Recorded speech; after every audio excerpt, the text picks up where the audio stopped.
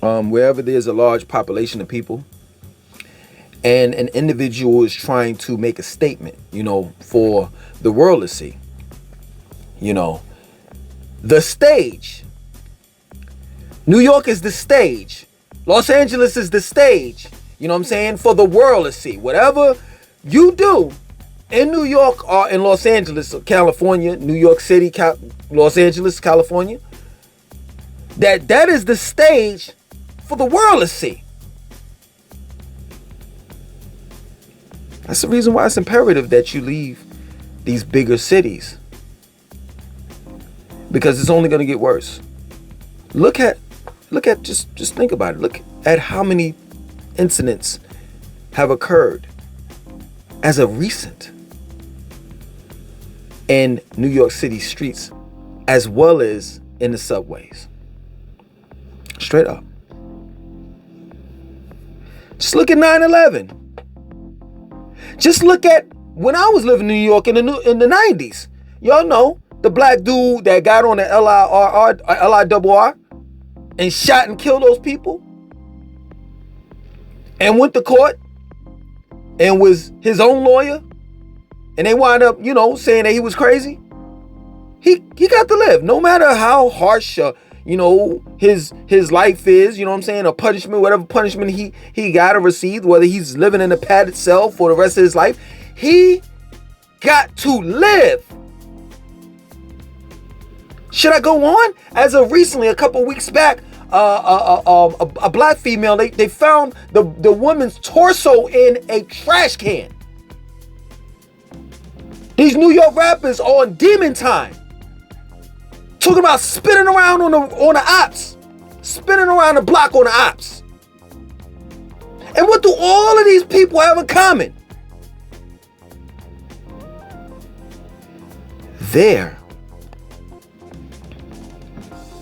Let me drink this real quick. They have protection. That plain and simple. How does the saying go?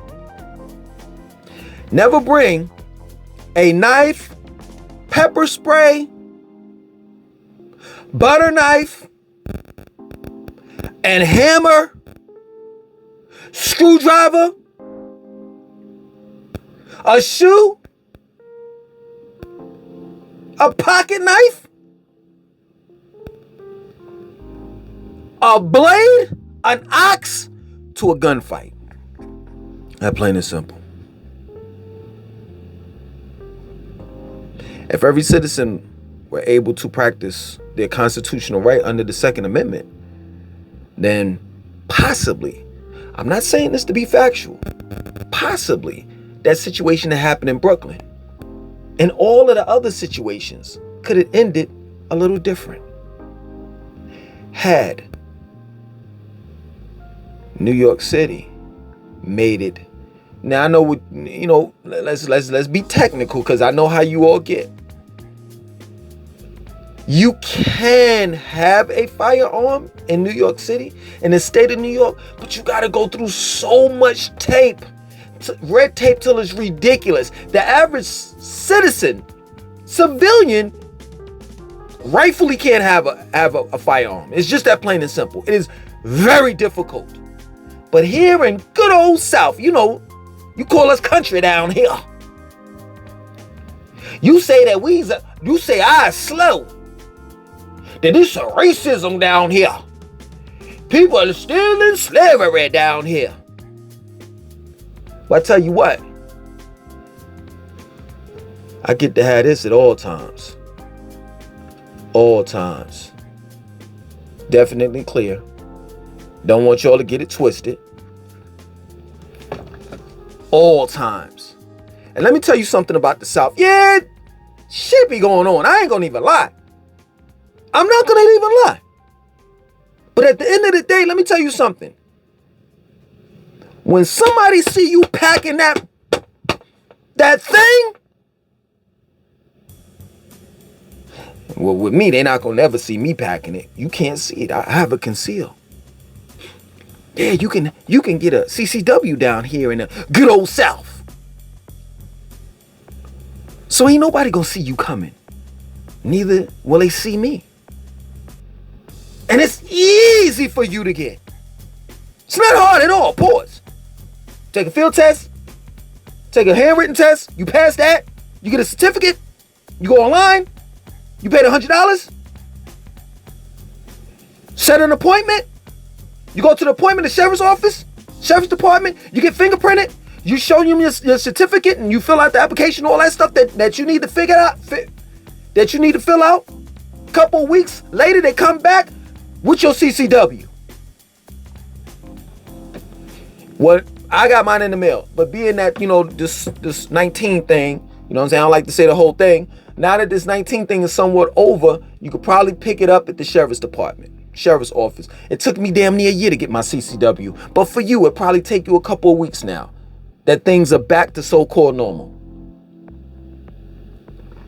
You see, when there's a possibility that everybody's carrying something like this, a Kenneth TP9SF, you're reluctant to do anything. Because guess what? It's a possibility that you may lose. And you know what? Straight up, I hate to sound like hip-hopish, but it's the truth. Everybody that's a firearm owner practice this. For real. Real recognize real. Straight up. That's how you say it in the hip-hop world, right? You don't approach a real nigga, because you know you're going to have a problem with that real nigga. You a real nigga too. So somebody going to lose. So real recognize real. You respect them. Let me tell you something. When I walk in the range, when I walk in the door, it doesn't make a difference whether it's a white dude, a black dude. We hold the door for one another. We're some of the most polite people that you can ever meet in the range. Why? Because everybody has a firearm. Even the people that work there. I'm telling you, the climate changes when you know that there's a possibility that somebody may have something. And if that man knew on that train that somebody was packing something that will rock his world, word up, I'm sounding old school like a motherfucker. I'm sounding like my age. But that's okay. I don't have no problem with it. If he knew that, if somebody has something like this, he wouldn't be throwing no damn firebomb or whatever, gas bomb, whatever the hell it is, and start shooting every damn where. Straight up. You know how much shit I've seen on the train? I seen a man with a machete on the train. Ain't no police officers on no fucking train.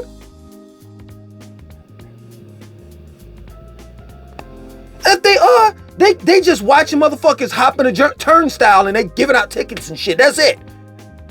No fucking cops on no damn train.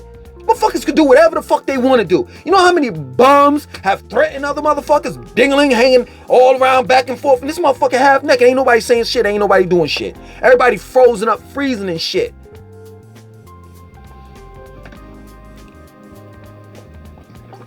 Everybody takes the train.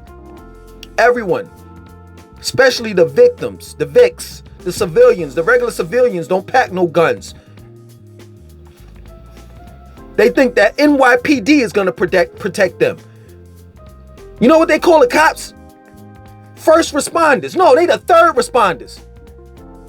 Shit, the ambulance gets there. Nowadays, the fire truck gets there. The firemen get there before the cops do. To a scene of the crime or crime scene.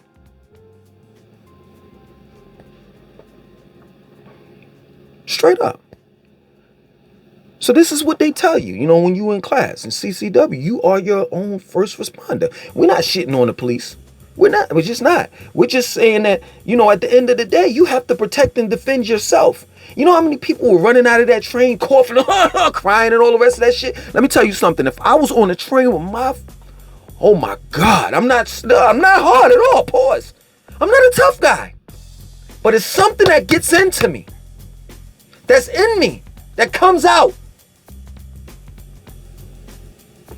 when somebody's trying to put me in danger as well as my children. I'm not telling you that, oh yeah, I would have jumped up and Arnold Schwarzenegger, Bruce Willis, Die Hard and shit like that. I'm mentioning, here we go. I'm saying, giving up my age again. I'm talking about some old school heroes that one of them got dementia. No disrespect to you, Bruce Willis. And Arnold Schwarzenegger, he just done up.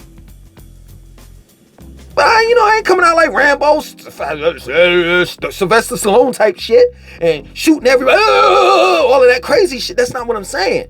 But I'm just saying that if it were legal to have a firearm in New York City or the state of New York, I'm talking about like as easy as me going in. Right now, I got my CCW. Right now, I can go to a pro bass shop and get the latest firearm. Right now.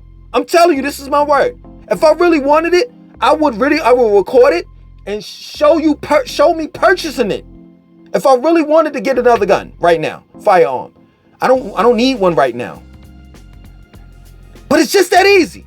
I show them my CCW, they look at it, put the numbers up, serial number, this and that of the firearm, All right, Mr. Langston, you have a good day. That plain and simple. If it was that easy, right? And I had my firearm, my CCW on a train. And everything was legal. And that motherfucker popped that shit. I could have popped him. And if I didn't hit him, you might have been able to hit him. It's 1 against 30. And if everybody packing, what the fuck? It's a possibility that somebody could have shot somebody else. Excuse me. There's always a possibility that something can go wrong with someone else having a firearm, whether it's legal or illegal.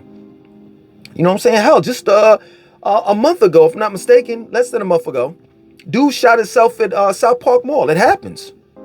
Straight up, it happens. I'm pretty sure that he was shifting I'm glad he didn't shoot his balls off. You know what I'm saying? I guess he was shifting his balls or moving something, and I don't know how it happened, because I carry my shit, you know what I'm saying?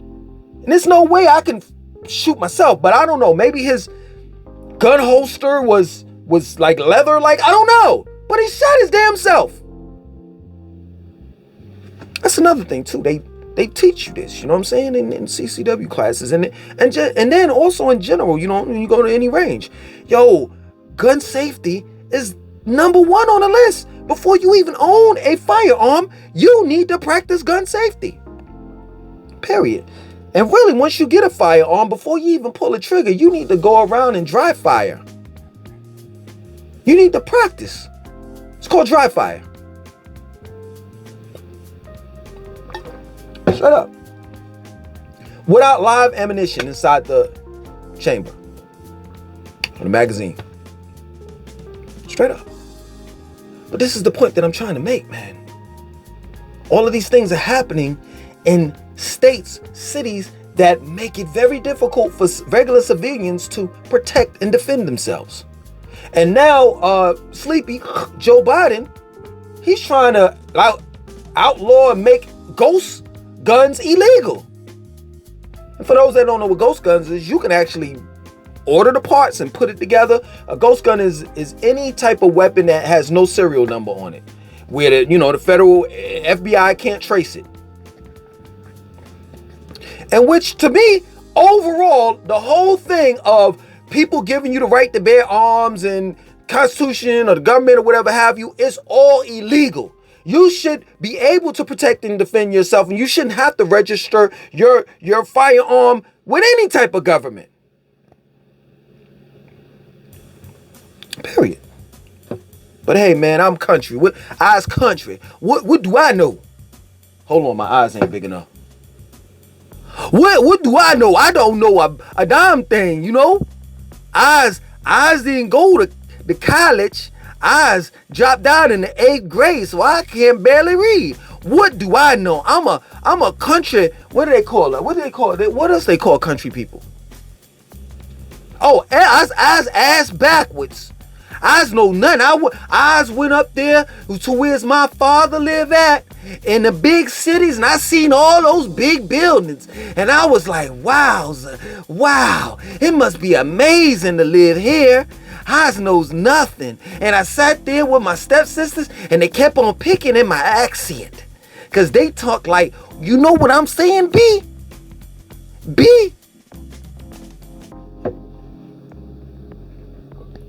I don't know shit. I'm just a motherfucker with a big nose and a gun that don't know how to shoot. Sleep on me if you want to. Sleep on me if you want to. I would never in my life step foot in New York for good to live. Ever. If I can't take... Let me pull this out again. If I can't take this with me, I'm not going anywhere. And that's a fact. I don't care. And my mother told me, boy, you can't come in here with that fire. Okay. Ma, we're going to have to talk outside then. You know how much shit I've been through? I prayed for this moment. To be able to carry something where I can have the opportunity, the chance to protect and defend myself if someone were to harm me. I've been pistol whipped. I wish I had it then. I've got jumped. My little ass. These motherfuckers that were bigger than me couldn't even fight me one-on-one. So they had to jump me. Not once, twice. And I ain't talking about the same niggas, different niggas. You know, I wish I had that shit then. I could have got myself out of a whole lot of fucking predicaments. It's a possibility. I'm not saying it's a fact. When Pretty Ricky said, you can have one of these legally. You can legally carry this. I said, hold up. I didn't believe in you, baby Jesus. But now I believe in you. And I just wants to thank you. I just wants to thank you for sending a city slicker like Pretty Ricky down to help little old me. Now so I can protect and defend myself.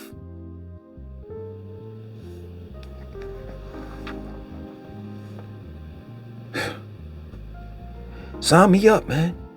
And you gotta do this. Oh shit, I was attentive like a motherfucker. Hey, ho, you going too goddamn fast, Pretty Ricky. I need a pen and paper. Oh yes, I kept it old school. When it came to that shit, straight up, and I did every goddamn thing he told me to do. And this is reason why I can have this and so many others that I have as well.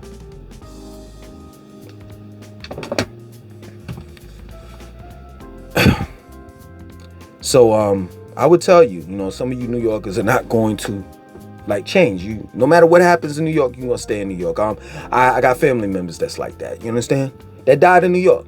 You understand? I'm more than sure, much love and respect to my father. I'm more than sure that you're gonna die in New York as well. Some people are just stubborn. They're just not gonna move regardless. And for that, I encourage you all to try to get legislation changed when it comes to firearms. Straight up. Because it's unfair for regular citizens, for your government, your local government and state to, unarm regular civilians that go to work 9 to 5. But when it comes to these bad guys, to these murderers, these killers, these robbers, they just let them go for free. Oh, you got all these felonies up here, we gonna let you back out. Sounds like Demolition Man to me. Sounds like Demolition Man to me. It sounds like somebody is doing this for a reason, a purpose. Why you keep on letting criminals out? And why you keep on disarming You're regular civilians that just go to work from 9 to 5 and want to protect and defend their children. Sounds like Demolition Man to me. And I know for all you millennials, young people, young folks, or whatever have you, you're saying this as I'm saying Demolition Man. Sounds like an old man to me. Look at the goddamn movie. Look at the movie Demolition Man, and then you'll say, oh, I get it. Duh. Yo, man.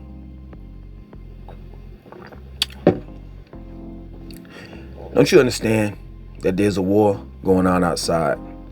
Nobody's safe from. Mobb Deep said it best. It's a war. And you need to be able to arm yourself, defend yourself, have a fighting chance. And let me tell you something. I'm gonna end it with this. If something happens to me and I meet my demise, right? I'm not able to let off. I'm telling you, I wouldn't have any regrets as I'm dying. Because I had the opportunity to have something on me. I wasn't able to draw, you know what I'm saying, as fast as that dude was. But at least I had it on me. Man, I wake up. If I'm going to the gas station or the grocery store or something, yo, this joint right here, I don't carry this on me. You know what I'm saying? But I can. This joint right here, or any other firearm that I have, man, I feel naked if I don't have it. Cause it can go down at any given time. You could just be going to the gas station, getting gas, and you at pump 2 and a motherfucker at pump 8, and he run up on you like, what up, run it. I'm more than sure that those people that took that train, I didn't even pay attention to what number or letter it was. You know what I'm saying? It said it was going towards Manhattan. So it either had to be, if I'm not mistaken, the A to C. If it was going towards Manhattan. I may be dead ass wrong. Yeah, man, on its way to Manhattan. I'm pretty sure that they were thinking about, either,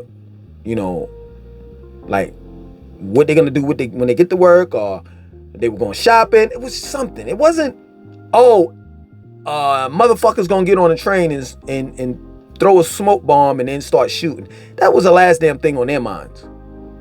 But let me tell you something. The first damn thing that be on my mind when I walk out that door, I ain't gonna say the first thing, but around the second, third, fourth is what if? And this is the reason why you hear the gun world or the gun industry, firearm industry or whatever. This is why you hear this, you know what I'm saying? This slogan, stay dangerous. Straight up. Besides, let's go, Brandon. But other than that, stay dangerous.